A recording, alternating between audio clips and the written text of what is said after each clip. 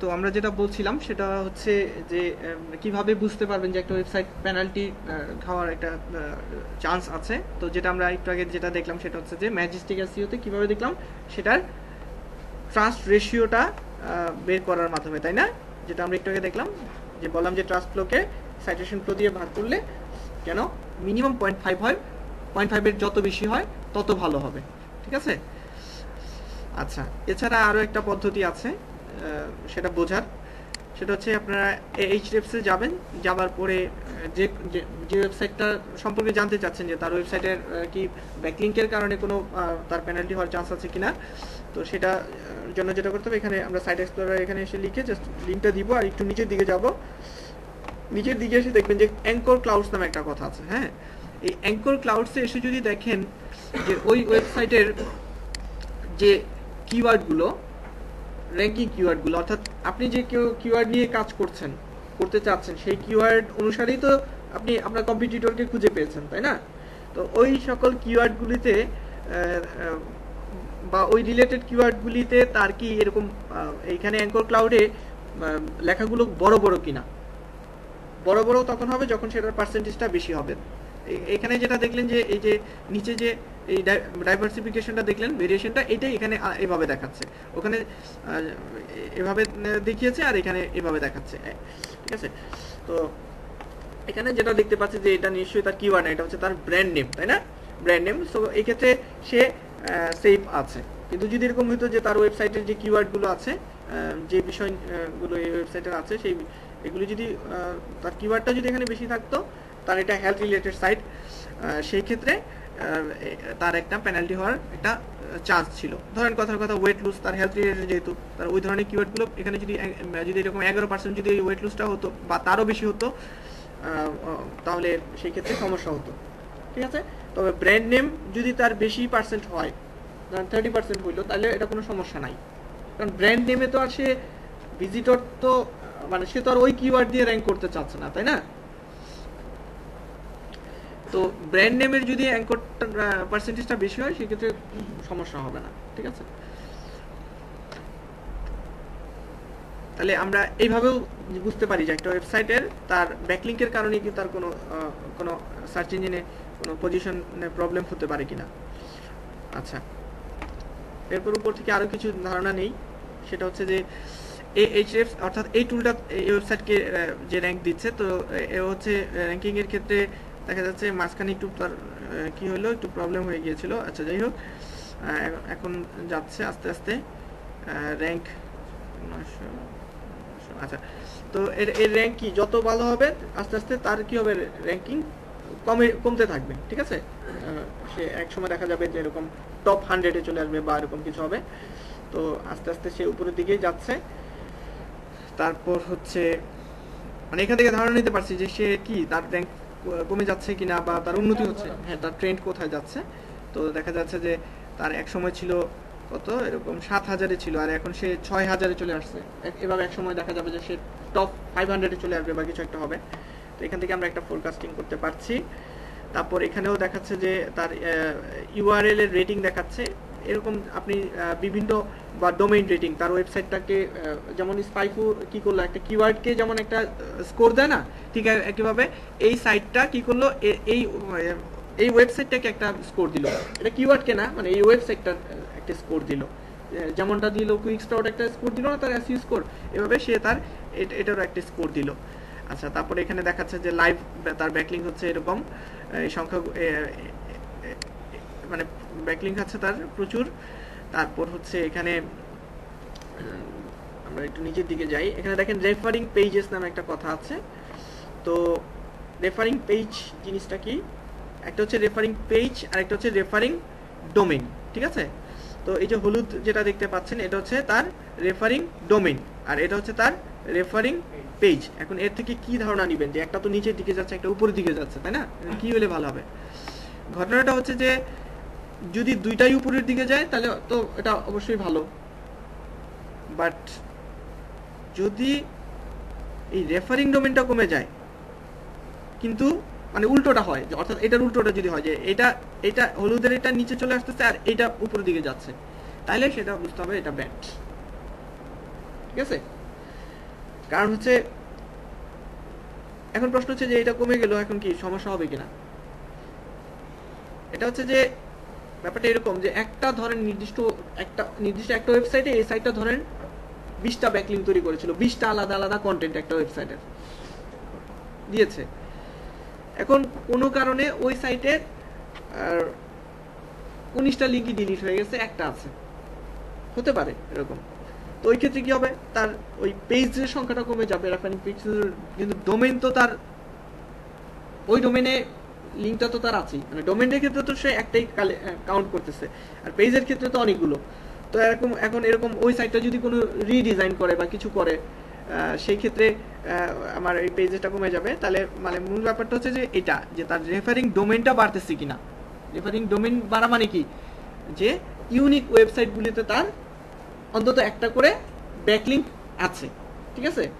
তাহলে গুগল যেটা পছন্দ করে না সেটা হচ্ছে যে একই ওয়েবসাইটে অনেকগুলো ব্যাকলিঙ্ক থাকবে, একটা নির্দিষ্ট সাইটের ব্যাকলিঙ্ক অনেকগুলো একটা ওয়েবসাইটে গেলে পাওয়া যাবে, এটা সে পছন্দ করে না। সে পছন্দ করে যে আলাদা আলাদা সাইটে যেন তার ব্যাকলিঙ্ক থাকে, ঠিক আছে, সেটা বেশি ভালো। অর্থাৎ ব্যাপারটা যদি এরকম হয়, ধরেন আপনার ইউনিক আলাদা আলাদা 50টা সাইটে ব্যাকলিঙ্ক আছে, আবার ব্যাপারটা এরকম যে আপনার 5টা সাইটে 50টা ব্যাকলিঙ্ক আছে, তাহলে কোনটা ভালো হবে? 50টা সাইটে আলাদা আলাদা ব্যাকলিঙ্ক, অর্থাৎ রেফারিং ডোমেইন বেশি, রেফারিং পেজ নয়, রেফারিং ডোমেইন বেশি। তো এই ওয়েবসাইটের কি, তাহলে তার রেফারিং ডোমেইনটা তো ঊর্ধ্বগামী, তাই না? দ্যাটস মিন এটা ভালোর দিকে আছে। আরো ভালো হতো যদি তার রেফারিং পেজটাও আস্তে আস্তে একবারে এভাবে যদি নিচে না গিয়ে যদি ওভাবে যেত উপরের দিকে, তাহলে ভালো হতো। আচ্ছা, আর এখান থেকে তার একটা ট্রাফিক দেখাচ্ছে, অর্গানিক ট্রাফিক। তো দেখাই যাচ্ছে যে তার ট্রাফিক কি আস্তে আস্তে উপরের দিকে যাচ্ছে, এখন একটু কমে গিয়েছে হয়তোবা তার কন্টেন্ট এখন কম দেওয়া হচ্ছে, বা এটাতে যত্ন কম নেওয়া হচ্ছে, বা কোনো একটা প্রবলেম হয়েছে তার। এখান থেকে আমরা আমাদের বায়ারেরও তো আমরা এটা দেখতে পারবো যে তার কি ঘটনাটা কি, বা তার কম্পিটিটরদের কি অবস্থা আছে, এই ব্যাপারগুলো।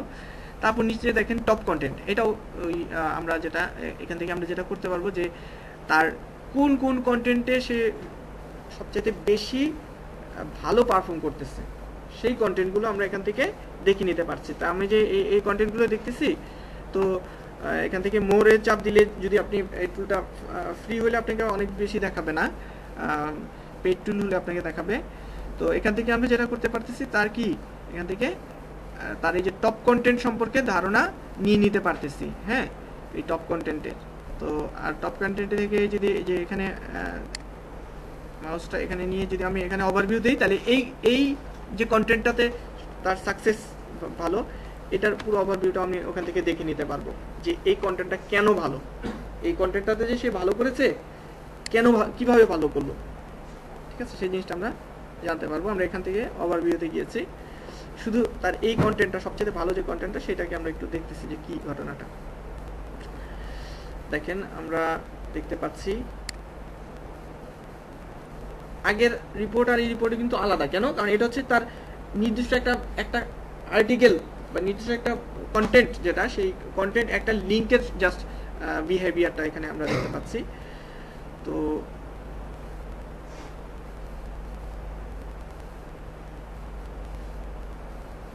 দেখেন এখন অ্যাঙ্কর ক্লাউড চেঞ্জ হয়ে গেছে না, একটু আগের অ্যাঙ্কর আর এখন কি সেম? এটা কি আর এটা কি আলাদা না? আচ্ছা, এটা হচ্ছে তার এই অ্যাঙ্করটা ইউজ করেছে, সে এই 19% ইউজ করেছে এরকম অ্যাঙ্কর। অর্থাৎ ধরেন 100টা ব্যাকলিঙ্ক করেছে, তার মধ্যে 19টা জায়গায় সে ঠিক এইভাবে এই শব্দটাকে অ্যাঙ্কর করেছে এরকম ভাবে। তো আপনি কি করতে পারেন, তার এই রেশিওটাও আপনি এখান থেকে ফলো করতে পারেন। সে এই আর্টিকেলে কোথায়, মানে ধরেন কিভাবে কি করেছে, এই আইডিয়াটা নেওয়া যায় না এখান থেকে। তার মানে সাকসেস কেন হইলো, কেন এটা টপ হইলো, এটা কেন সার্চ ইঞ্জিনে ভালো করতেছে, সেটা তার এই অ্যাঙ্করগুলোকেও কিন্তু আপনি চাইলে ফলো করতে পারেন। এই অ্যাঙ্করগুলো দেখাচ্ছে এখানে।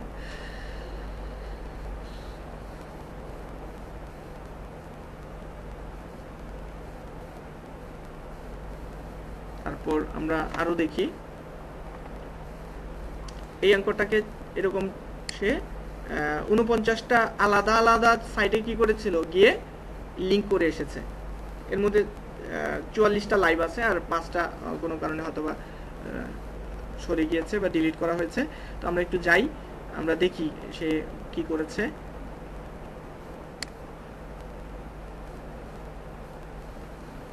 ডু ফলো, যে আমরা জানি যে ডু ফলো ব্যাকলিংটা কি সবচেয়ে ভালো, তাই না?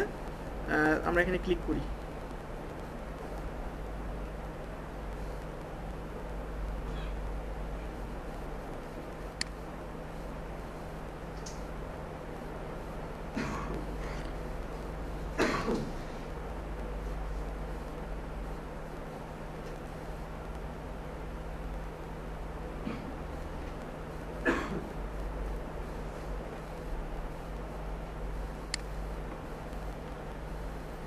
আচ্ছা, তো এই কন্টেন্টটা সে যেটা করেছে, এই আর্টিকেলটা যেটা তার মানে খুব পারফর্ম করতেছে ভালো, সেটা কোথায় কোথায় ব্যাকলিং করেছে সেটা কিন্তু আমরা এদিক থেকে দেখে নিতে পারছি। যেমন সে এই যে এই ওয়েবসাইটে গিয়েছে, এই ওয়েবসাইটে গিয়ে সে একটা কি ব্যাকলিং পেয়েছে, কবে, এই এত তারিখে, অর্থাৎ 34 দিন আগে সে ব্যাকলিং করেছে, যেটা কিনা ডু ফলো ছিল। খেয়াল করেছেন আমি কিভাবে থেকে আনলাম? এই যে ডু ফলো সিলেক্ট করেছি, বা ওখানে এই যে এখানে এখানে এই যে ডু ফলোতে আমি ক্লিক করেছিলাম একটু আগে, ডু ফলোতে ক্লিক করার মাধ্যমে আবার এখান থেকে সিলেক্ট করে দিতে পারেন তার। তো এভাবে সে কোথায় ব্যাকলিং করেছে সেই জিনিসটাও আপনি এখান থেকে খুব সহজে বের করে নিতে পারছেন।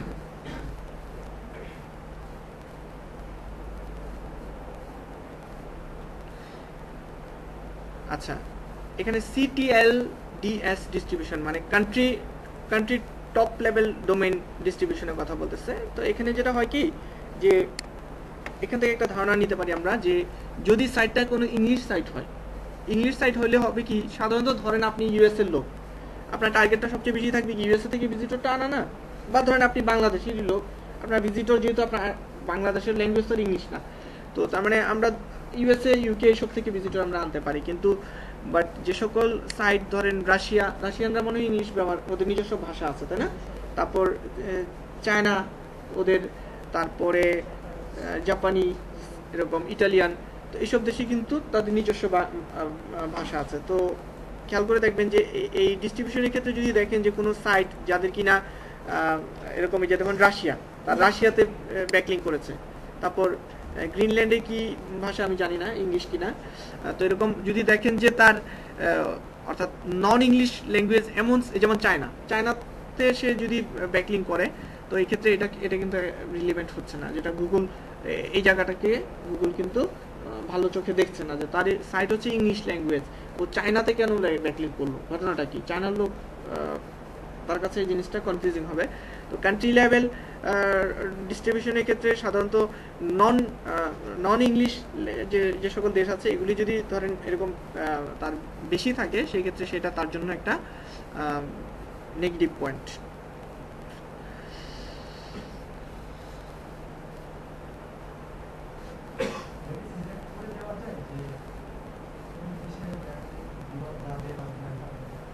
এটা আপনি ধরেন একটা সাইটে ব্যাকলিং করলেন, সিলেক্ট বলতে কি, আপনি যখন ব্যাকলিং করতেছেন তখন তো আপনি দেখতে পাচ্ছেন যে এটা আসলে ল্যাঙ্গুয়েজ, এখানে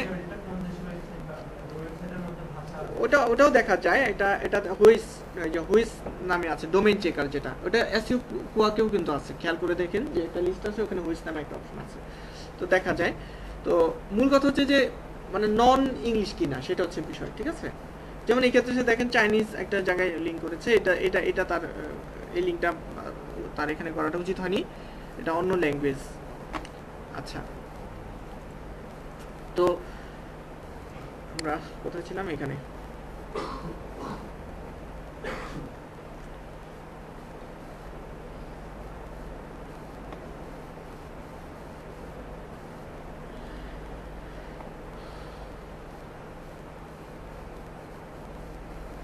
এভাবে আমরা যেটা করতে পারি, আরো যারা কম্পিটিটর আছে, তার টপ 10 কম্পিটিটর, তাদের এরকম সবার সাইটে এভাবে যেতে পারি, গিয়ে যেটা করতে পারি, সবারই কি টপ পারফর্মিং কন্টেন্টগুলো আমরা দেখে নিতে পারি না?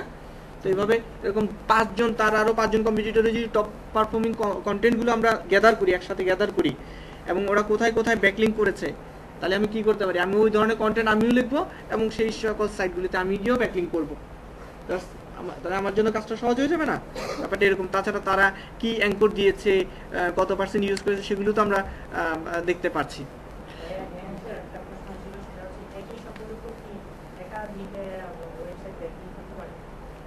বুঝিনি, একই শব্দ?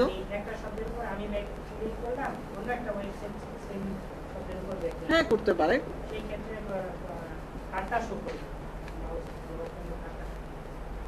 এটা হচ্ছে মানে আপনি যার ওয়েবসাইট এখানে দিচ্ছেন শুধু তারটাই শো করবে, অন্য জনেরটা শো করবে না। আমি যদি আবার এই যে এর সাইটে যাই, এখন আমি ওয়েবসাইটে করতেছি, এখানে মাউস ওভার করার পরে আপনার ব্যাকলিংক এর অপশন আছে, অন্য একটা ওয়েবসাইটে ঢুকতে হবে। সেটা যদি একাধিক ওয়েবসাইটের উপর ব্যাকলিংক করে থাকে, তাহলে আমি কোনটাতে ঢুকবো বা কোনটা শো করবে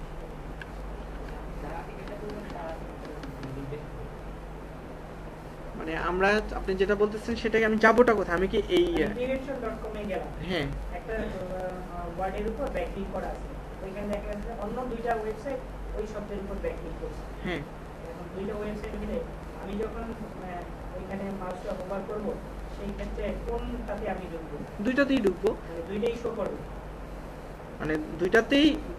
মানে ধরেন prevention.com এ গেল, নিচে কমেন্টে অনেকেই কমেন্ট করেছে, এর মধ্যে দুইজন ব্যক্তি আছে যারা একই রকম অ্যাঙ্কর টেক্সট ব্যবহার করে ব্যাকলিংক করেছে, তাই না? এখন আমি তাহলে কি বুঝতেছি যে এরা দুজনেরই উদ্দেশ্য এই কিওয়ার্ডে কাজ করা। তাহলে দুইজনকে আমি টেস্ট করবো, একবার প্রথমবার এখানে একজনকে এনে টেস্ট করব, তারপরে আবার আরেকজনকে টেস্ট করবো, এইভাবে। ঠিক আছে?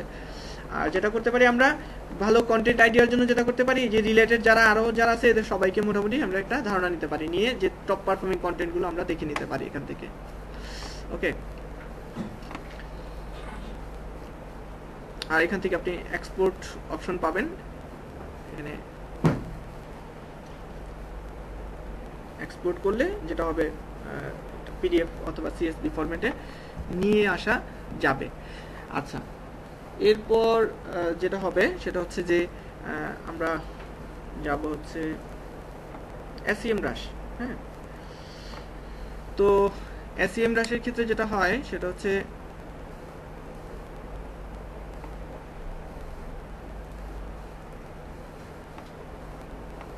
আমরা ধরে নিচ্ছি এই কম্পিটিটর, তো তার যে জিনিসটা আমরা দেখব সেটা হচ্ছে যে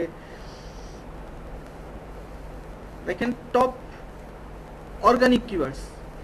হ্যাঁ, টপ অর্গানিক কিওয়ার্ডস। তো আমরা যেটা করব কি, এখান থেকে ভিউ ফুল রিপোর্টে ক্লিক করব। ঠিক আছে, ভিউ ফুল রিপোর্টে ক্লিক করব। ক্লিক করে অর্থাৎ আমরা দেখে নিব যে সে কোন কোন কিওয়ার্ডে সবচেয়ে বেশি প্রফিট করতেছে, সেই কিওয়ার্ডগুলো। ঠিক আছে, এখানে আপনাকে সবগুলি দেখতে দিবে না, 10টা পর্যন্ত দেখাবে। তো এখান থেকে আমরা যেটা করব সেটা হচ্ছে, আচ্ছা এখানে ওদের একটা অপশন ছিল, ওই সর্টিং করার অপশন ছিল, তো এই অপশনটা ওরা হচ্ছে অফ করে দিয়েছে, যেটা আমরা একটু করলাম না, সর্ট করলাম না আরেক জায়গাতে কুইক স্প্রাউটে। তো আমরা দেখি কোনো বিকল্প রেখেছে কিনা।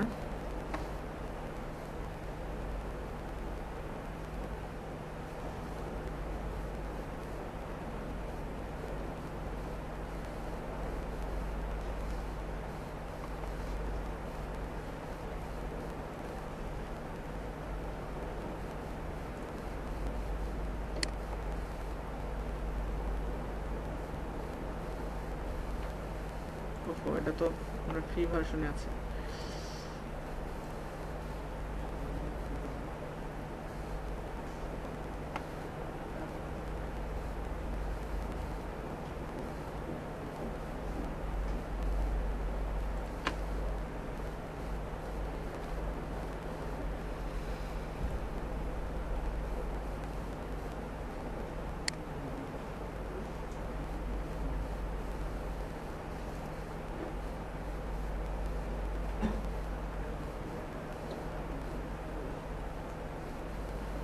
আচ্ছা, এখান থেকেও আমরা যেটা দেখতে পাচ্ছি যে যে কন্টেন্টগুলো তারা সবচেয়ে বেশি লিঙ্কিং করেছে, হ্যাঁ, সেই কন্টেন্টগুলো আমরা দেখতে পাচ্ছি, মানে অর্থাৎ যে কন্টেন্টগুলির জন্য তারা ব্যাকলিঙ্ক অনেক বেশি করেছে সেগুলো আমরা একটু ক্লিক করি।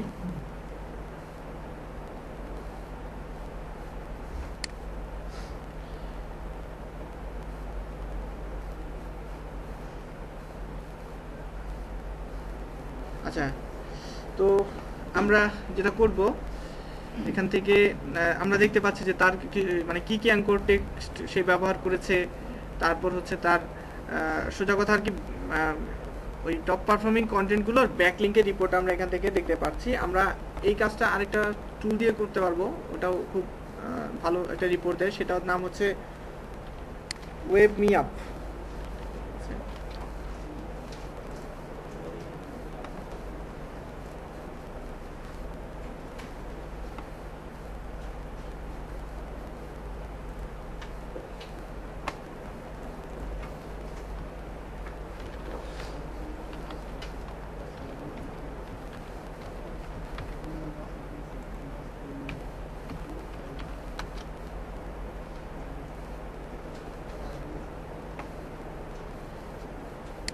আচ্ছা, আমরা এখানে আমরা লিংক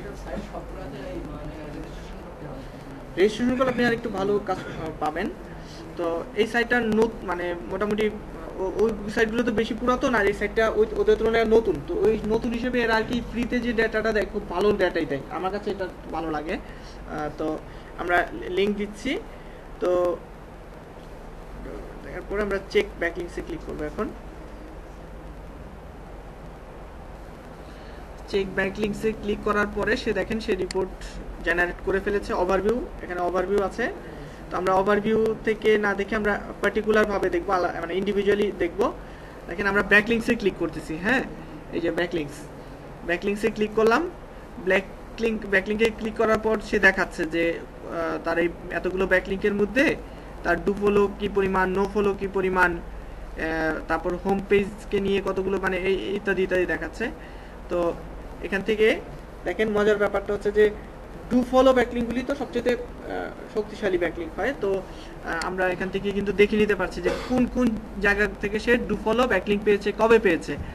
তো মোটামুটি 20টা আপনি দেখতে পারতেছেন। তো 20টা দেখতে পাচ্ছেন। তো এখান থেকে আমরা তাহলে কি করতে পারি, আমরা ওই সাইটগুলিতে গিয়ে যেমন এই সাইটে সে থেকে একটা ডু ফলো ব্যাকলিংক পেয়েছে, এখান থেকে পেয়েছে, এখান থেকে পেয়েছে। তো এই জায়গাগুলিতে যদি আমরাও যাই, গিয়ে আমরা যদি কি করি, আমাদেরও ব্যাকলিংক আমরা ক্রিয়েট করে নিতে পারি, তাই না? তবে ব্যাকলিংক ক্রিয়েট করার আগে কি করতে হবে, কিছু বিষয় মাথায় রাখতে হবে। সেটা হচ্ছে যে যার এই সাইটটা যে ব্যাকলিংক করবে, এই সাইটের আসলে কোয়ালিটি কেমন, তার নিজের ট্রাস্ট রেশিও কত, সেটাও দেখার প্রয়োজন। আর এটা করতে হলে কি করতে হবে, তার সাইটটাকে আমরা কি করব, আমরা ম্যাজেস্টিকে নিয়ে জাস্ট দেখবো যে তার রেশিওটা কেমন, বা তার সাইটের কন্টেন্টের সাথে আমার সাইটের কন্টেন্ট মিলে কিনা, বা তার সাইটের কন্টেন্ট আসলে কতটা ইউনিক কিভাবে বুঝবো, এটা স্মল এসইও টুল নামে প্লাগরিজম চেক আছে।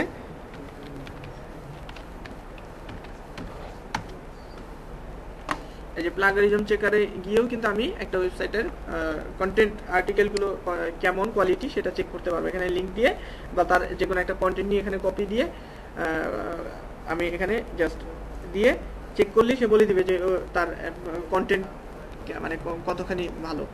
তো এভাবে আমরা চেক করে ব্যাকলিংক ক্রিয়েট করে নিতে পারবো। ঠিক আছে স্যার, ডু ফলো আর নো ফলোটা এটা নির্ধারিত হয় কিভাবে?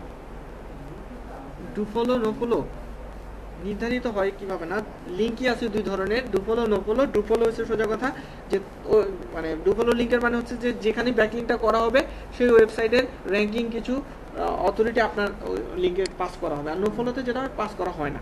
এই তাহলে যদি পাস করা না হয় তাহলে ওখানে লিংকটা করে লাভ কি? ভিজিটর তো পাচ্ছেন, ভিজিটর আপনি একটা সাইটে নো ফলো লিঙ্ক মানে কিন্তু আপনি লিঙ্ক দিয়ে এসেছেন, ভিজিটর তো আসবে। সে ভিজিটর আসলে এই ওয়েবসাইটে ভিজিটর আসলে আপনার লাভ হবে না। লিংকটা কপি করে তারপরে ঢুকতে হবে এরকম? না কপি না, মানে সরাসরি ঢুকে যাবে। যেভাবে উভয় ক্ষেত্রে একই রকম হবে, কিন্তু মানে ডু ফলো হলে যেটা হয় ভিজিটরও আসতেছে আবার র্যাঙ্কিংও হচ্ছে, র্যাঙ্কিং পাওয়ারটাও আমার পাসিং হচ্ছে।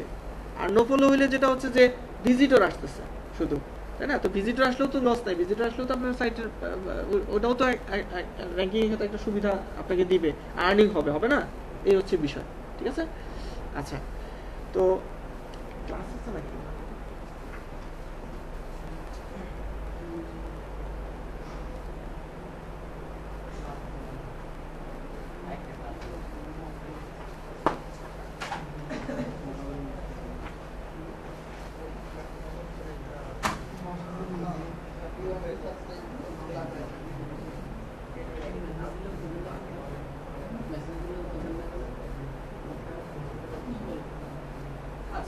তাহলে যেটা হচ্ছে সে এটা খুব সহজে আপনাকে কি করে দিচ্ছে, বুঝিয়ে দিচ্ছে, হ্যাঁ, যে কোথায় কোথায় ডুফল হচ্ছে। মানে আমাদের এক কথায় আমার কম্পিটিটরের যে কি বলে মানে তার র্যাঙ্কিং এর যে মানে গোপন রহস্য, সেটা কিন্তু আমরা খুঁজে বের করে ফেলেছি যে সে কোথায় কি করার কারণে সে আসলে আজকে এই পজিশনে আছে। তো আমরা বের করে ফেলেছি, আমরা জাস্ট ওখানে ওখানে যাবো, আমরা সেই কাজ করে নিব। সে যেখানে যাচ্ছে আমি খেয়াল করতেছি সে কি করতেছে, সে যেখানে যাচ্ছে আমিও সেখানেই যাচ্ছি, কিন্তু যাওয়ার ক্ষেত্রে আমি জাস্ট এটা মেজারমেন্ট করে নিচ্ছি যে এটা কি আসলে কি আদৌ ঠিক কি ঠিক না। এটা কিভাবে যাচাই করে নিচ্ছি, ওই যে আমরা ট্রাস্ট রেশিও দেখতেছি, আমরা তার ডাইভার্সিফিকেশন দেখতেছি, অ্যাঙ্কর ডাইভার্সিফিকেশন দেখতেছি, তার কন্টেন্টের কোয়ালিটি দেখতেছি, সব কিছু ঠিকঠাক থাকে, তাহলে আমরাও যাবো, আমরাও সেখানে ব্যাকলিং করার চেষ্টা করব। ঠিক আছে, এভাবে আমরা এখান থেকে দেখে নিতে পারতেছি। তারপর দেখেন এই যে ব্যাকলিঙ্কিং ডোমেইন, এই দেখেন মানে এখানে হচ্ছে ডোমেইন। তো যেমন ধরেন এই ডোমেইনটাতে সে কি করেছে, 6টা ব্যাকলিঙ্ক করেছে। এটা একটা ইন্ডিয়ান, আবার এটাও দেখিয়ে দিচ্ছে যে ইন্ডিয়ান কোন দেশের সাইট, তাহলে ফ্রি টুল হিসেবে চমৎকার না। আচ্ছা, এই সাইটটাতে, এই সাইটের 6টা আর্টিকেলে সে গিয়ে তার বিভিন্ন কন্টেন্টকে ব্যাকলিঙ্ক দিয়ে এসেছে। এর মধ্যে কিছু নফলো আছে, ডুফলো। আমরাও যাব, আমরাও গিয়ে চেষ্টা করব সেই জায়গাতে ব্যাকলিঙ্ক করার জন্য। আমাদের ব্যাকলিঙ্কের ক্লাসে আমরা এটা প্র্যাকটিক্যালি দেখব। ঠিক আছে, আমাদের তো ক্লাসই আছে ব্যাকলিঙ্কের। জাস্ট আমরা এটা দেখতেছি, আজকে শিখতেছি যে কম্পিটিটর কেন র্যাঙ্কে আসছে, কি কাজে, কি করে, তার স্ট্রেংথটা জেনে নিচ্ছি। ঠিক আছে, হ্যাঁ, ওকে। আচ্ছা, এরপর অ্যাঙ্কর টেক্সট। এই যে দেখেন অ্যাঙ্কর টেক্সটের ক্ষেত্রে সে অ্যাকচুয়ালি কি কি অ্যাঙ্কর টেক্সট ইউজ করেছে সেটাও আমরা এখান থেকে দেখে নিতে পারছি। এই যে দেখেন সে অ্যাঙ্কর টেক্সট কি ইউজ করেছিল এই জায়গাটাতে, সে এই যে ইনক্রিজ বোন ডেন্সিটি।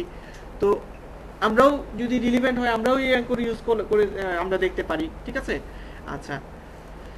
তারপর হচ্ছে অ্যাঙ্কর করেছে যে ইউআরএল গুলো, সেই ইউআরএল গুলো এক কথায় মোটামুটি তার ব্যাকলিঙ্কের অনেক কিছু বিষয় আমরা এই টুলটা দিয়ে খুব নিমিশেই দেখে নিতে পারছি। ঠিক আছে, আচ্ছা। আর এরপর আপনি চাইলে এটাকে এখান থেকে এক্সপোর্টও করে নিতে পারবেন।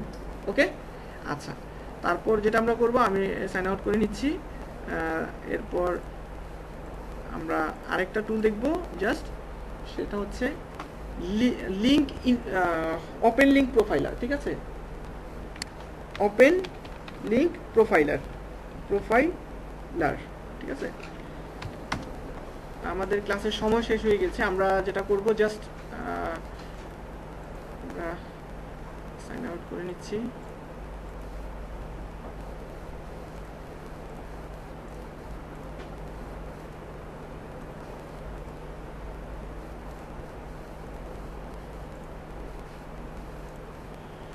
ওপেন লিঙ্ক প্রোফাইলারে যাবেন। ওপেন লিঙ্ক প্রোফাইলারে যেটা হবে সেটা হচ্ছে যে এটা আপনাকে যেটা করবে কি, আপনাকে দেখিয়ে দিবে যে এটা আসলে লগ ইন করে নিতে হবে।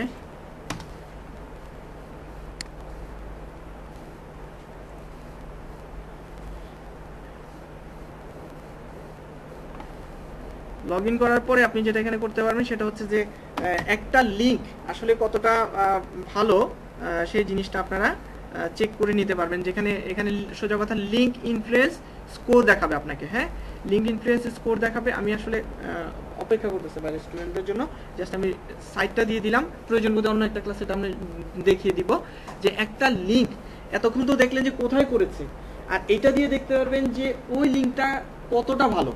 ঠিক আছে, ওই লিঙ্কটা কতটা ভালো।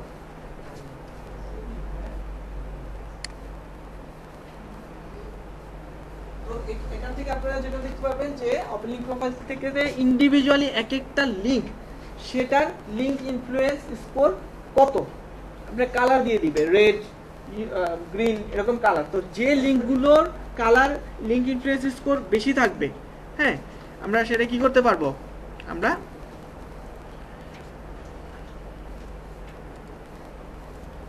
সেটা চেক করতে পারবো।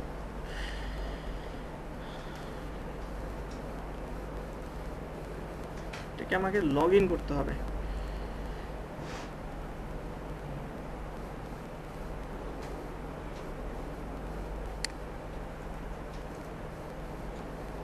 আচ্ছা, তো যেটা বলছিলাম, এখানে লগ ইন করার পর যেটা হবে, আপনাকে কি করতে হবে, সে লিঙ্ক ইনফ্লুয়েন্স স্কোর দেখাবে। ইন্ডিভিজুয়ালি লিঙ্কগুলো কি হবে, সে দেখাবে যে এই সে ধরেন এই যে এখানে লিঙ্ক করেছে একটা নির্দিষ্ট লিঙ্ক, সেই লিঙ্কের ইনফ্লুয়েন্স স্কোর কত, আরেকটার কত, তাহলে আপনি আরো ভালো মতো বুঝতে পারবেন যে আলাদা আলাদা লিঙ্কগুলো কোনটা বেশি ভালো। আমার কথা কি ক্লিয়ার? বুঝতে পারছেন সবাই কি বলছি? সবাই বুঝতে পারছেন কি বলেছি? আচ্ছা ওকে। বা আমি দেখাচ্ছি, প্রয়োজন হলে আমি ক্লাস থেকে বের হয়ে এখনই দেখাচ্ছি, যেহেতু অন্যরা ক্লাসে ঢুকবে। আমি আমাদেরকে যেটা করতে হবে, আমার পিসি থেকে দেখাতে পারবো এখন, ওনাদেরকে এখন ক্লাস রুমে ঢুকতে দিতে হবে, ঠিক আছে?